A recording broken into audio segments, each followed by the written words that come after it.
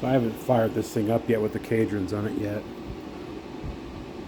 I probably won't for another day or two. Just been working long hours. This linkage is pretty interesting. It's got its own spring. Connects down here. And then it goes over there.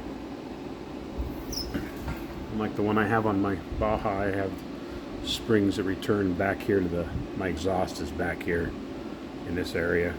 So I have clamps and springs that pull this mechanism tight. This is pretty cool. It's kind of a trip when you go plugging it in. You know, just plugged it in to see how it fits together because, you know, I didn't know. It has some funky slack, and you kind of turn these keepers, I think is what you call this thing here, so that the bar will rotate and keep this bar here from sagging, because if it sags, it gets some slop in it, and you'll have slop before your pedal. But if you just kind of tweak these on each end, it holds. Obviously, I mean, I haven't driven down the road to see if it holds, but they all do that. All of these pieces right here will rotate and slide around that area that it plugs into. They're pretty cool. This part here kind of stinks. I bought one of those, those caps, lid, whatever you call it, hats that you would put on it so that you can look over here, so that you can use one of these. This is the one that I have, and you can see it over there on the shelf. That red cylinder is too tall. The air cleaners are also too tall. They hit this, and with the way the wiring is, I really can't move it anywhere else unless I want to redo the wiring for all that whole thing, and I don't. I just don't. So I did some measuring, and they sell 2-inch tall air filters that will not hit that. So I think that's the way I'm gonna go. I think this linkage is pretty cool, actually. I mean, the one that I have on the Baja out here, it's just that universal one you can buy from CB, Scat, J-Bugs, I imagine anywhere. Those are typically the places I buy stuff from. You can see how I got that one set up there, you know, to keep it tight. I have these springs hooked up back here to my exhaust, and that works out pretty well. It's the same system. I use the same system when I had the single IDF up here. It worked out pretty good. It keeps everything nice and tight. But I was thinking I might have to buy another one of these linkages like this, because the one that came with the Kadrons just seems so old to me, and I don't think it's so old. I think it's going to be just fine. Anyway, it'd be pretty awesome to have this thing fire up here in a little bit. I'd do it right now, but I'm tired. And when I do this, I want to do it. I don't want to do it and halfway do it. I'm getting rid of that single carb up here. It had a 34 pick 3 Solex or MP, whichever one I ran on it. I have a few of them. It was too hard to work with up here, because it went up here, up in there, and that just sucked. Now at least I can get to this here. It cleans this up with the way the wires run on this thing, unless you're going to get like type 3 wires that have a 90-degree elbow and route those a certain way. The 34 pick when you would floor it, you know, it'd bring the throttle down. If you have one of those, you know what I'm talking about. It has that big long throttle arm that comes down. It would grab one of the wires, and it wouldn't take the foot off the gas. You don't want to do that. So I traded a transmission for these that I had. A bus transmission. Sounded like a good idea to put in a car, but after looking at everything you'd have to do to put it in my Baja, I decided that is not anything I wanted to deal with. So I traded for these, and I had to rebuild them, clean them out. They sat for I don't know how long, years, before I got my hands on them. But they're nice. They're really, really nice. I like buying stuff like that, cheap, and rebuilding it. Those ICTs or EPCs that I have out there in the Baja, I bought those for 120 bucks and then threw some rebuilding kits in them. You know, the ones with the shafts too, the ones where you put the new bushings in the shafts. And I freaking like those a lot. I'd almost prefer to put those on here, but then I'd have to change the exhaust because it would hit, those carburetors would hit this exhaust. And I don't want to deal with that either. I really don't like this exhaust, but at least this way it looks better. It'll be easier to deal with. You're not having much worry about the throttle getting stuck with the wires. And I'm kind of excited to see how it works. I rebuilt this engine here for this is my wife's car. I rebuilt this engine for her and put no, it's just pretty much it's a stock 1600, except it has the gear in here on the crank that you can advance, the crank advance gear, right? I have it advanced 4 degrees, which turns out to be in 5 degrees on this dial when you line it up with the center of the case. So that'd be pretty cool. I got a video of it running. It runs really smooth. It's really nice. Like I said, it's all stock, right? So I have some 1.4 rockers I'll put on here. That'll get the lift up and increase the duration a little bit. So I had to help out with this. The compression is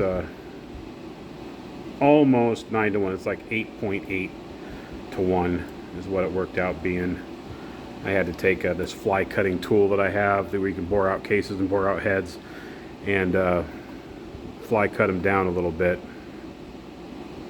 to get that kind of compression. These heads they had huge freaking chambers in it. The compression on it was like 7.2 to 1, and that just is not enough.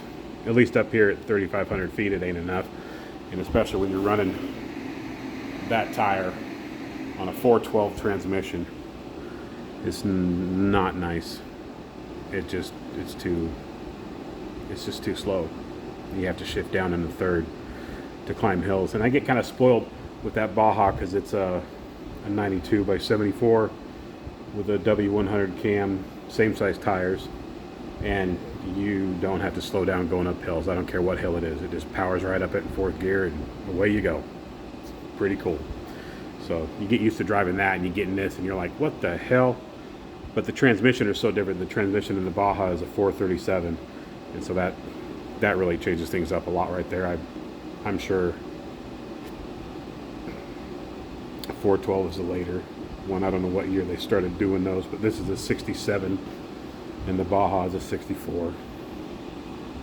So that might mean something, might not.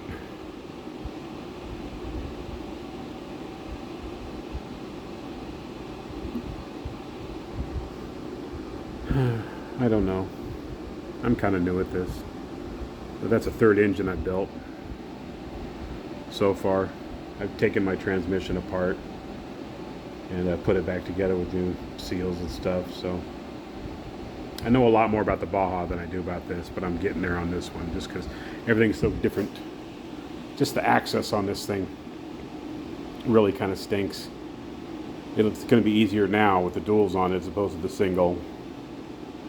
And I've kind of figured out how to work around it from the sides as opposed to when I deal with the Baja, I can pull off the wing and everything's just right there. in the wife's 59 sedan out there that's all stock. I can pull off the deck lid and everything's right there. This thing, you got this sucker right in the way. That really, really changes the way you got to do things. I mean, if you're going to pull the shroud off, you got to drop the motor. And that stinks.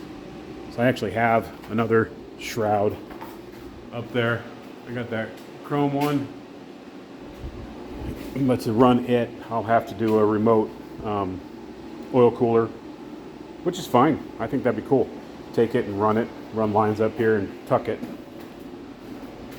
Tuck it up in there. I think that'd work out pretty well. Give you some more oil for people that want more oil. You know, that sounds like a good idea, right? You know, run the lines down up inside here. And I think that'd work out pretty good. At least then you could take off the belt and just lift you'd have enough room up here to get the shroud out by tipping it back, and then you could get to whatever it is you might want to get to. Who knows? I just like making things as easy as I can to work on, and like the Baja is very easy to work on. And even the 59, the stock 36 horse, that's an easy one to work on too. You got to take off the tins. That's no big deal. Taking little things off isn't a big deal. It's when you can't get to, I don't know. This is such a big unit, right? I want to be able to take it off if I want to. I don't want to drop the motor to have to do it. That just, I don't like that. I don't like that at all. I do like this dune buggy though. It's pretty cool. I'm going to move this now. I got some A&M lines, and I got the cage back on it. I'm going to mount the oil filter right here, have it stick out. Been using these are big. I was thinking, capacity, good idea, blah blah. I'm running these here on the Baja now. Where'd it go? There it is. I'm running these ones here on the Baja. They fit on that, and they are substantially smaller. And I had to remove the oil filter on the Baja when I put the duals on it because it was hitting the air filter. And so now I run this one. Just look at the difference in that. That's big. And if you're worried about oil pressure being a thing, this pump here is a stock 26. The one on the Baja is a 33 Dino, old school one. And this is running 530 oil in it right now. The Baja has 1550 in it, and this holds together just fine. So yeah, there's a part number there if you like. It's pretty cheap. You watch the Motor Oil Geek on YouTube there. He can school you on oils of today compared to yesterday, because man, there's a lot of people that just want to talk about what oil Volkswagen recommended for these cars, and that stuff is really out of date now.